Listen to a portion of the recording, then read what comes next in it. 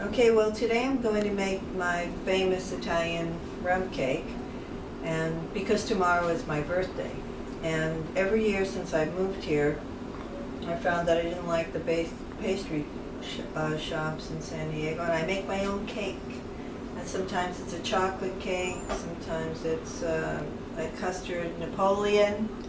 But this year, like 2 years ago, I'm going to bake that again, because everybody loved the painting I did of my Italian rum cake. Everybody said, oh, it looks delicious. I could feel like I could have a piece right now. So the girls down the street that are our neighbors love my baking. They want to know how my cakes are so light. So this is a sponge cake. At the end of this, I'm going to give you the recipe, but right now I'm going to show you how you put together a rum cake. I've already sprinkled rum syrup. It's rum and sugar and some water together on this layer. I have 3 layers of sponge cake. Then I'm going to put the chocolate custard filling in here. Just going to slap this stuff on. And I have some macaroons that I crumbled.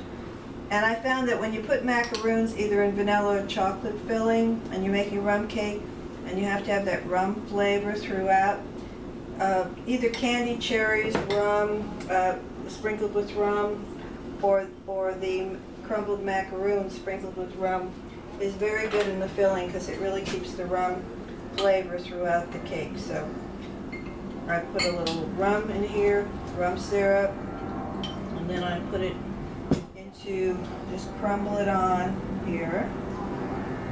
And then I'm going to put the other layer on, but I didn't put enough custard. This is chocolate custard, not just chocolate icing. A little bit more of this. Put the next layer on, like this. And do the same thing with the, it's coming out the side. Not a major tragedy. But I'm going to frost this with whipped cream. So I can't have too much of this coming along the side. It will make everything look kind of gray. Then more rum sugar syrup on the top of the next layer. It soaks in, and surprisingly, it's not mushy because rum cake is supposed to be very moist. And you're supposed to taste it rum throughout. And again, the same thing. Custard. And if you have custard left over, it makes really nice, like pudding the next day. So that's just like any other cornstarch pudding is what it is. Doesn't look like I'm going to have much left over. Enough. And then a little bit more of this, which they call it frangipane, using the macaroons, frangipane or frangipane. And it's really, really tasty. You wouldn't think it, but even in vanilla, it really picks up the vanilla flavor if you use vanilla custard. Okay, so when you put the next layer on, and the same thing. Oh, wait a minute. Yeah, a little bit on the top of this one. You don't want to overdo it because you're going to put whipped cream on top of this one and all over the sides of the cake. And I've already beaten up the heavy cream with sugar in it. It's all ready to go. It's getting so high. It looks so cool, huh?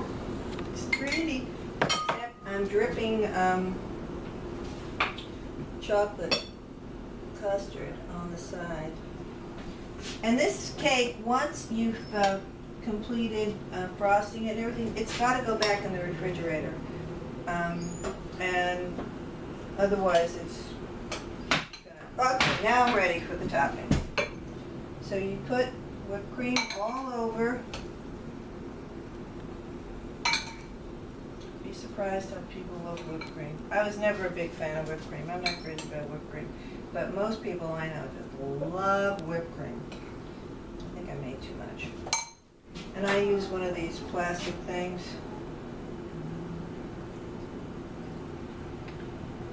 Oh, this is going to be a fantastic cake. I can see already.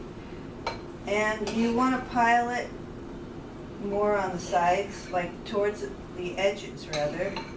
And then you take your little spatula and you go down the side, like this,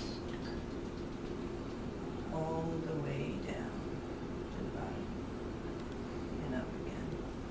If you get any chocolate on your spatula, and then, you know, immediately go wipe it off so it doesn't look tacky. I've added some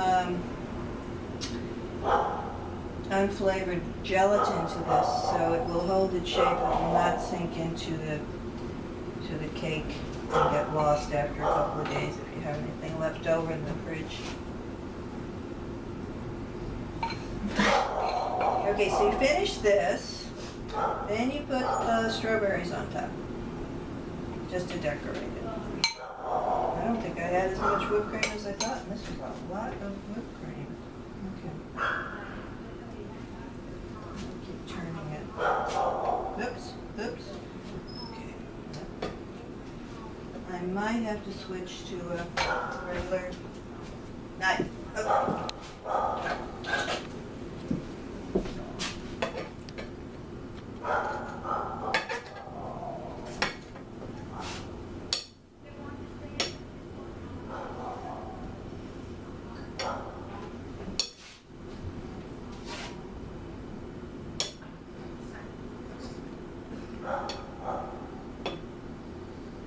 It's really easy, it's just messy.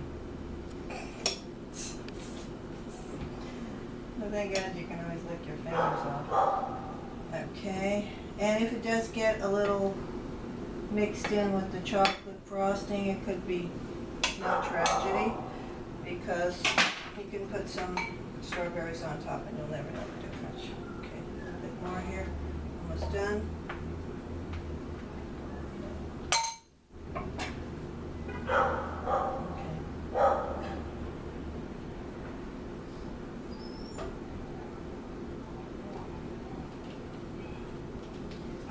Then,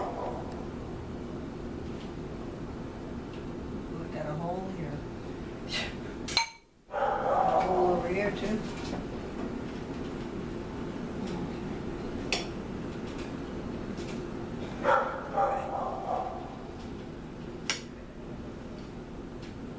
Okay, so you touch it up, takes a little while, and then the final stage, you just slice a few strawberries, stick it on top, stick it back in the refrigerator, and if you have to fuss with it again later, you can always do that. I like one big one on the top.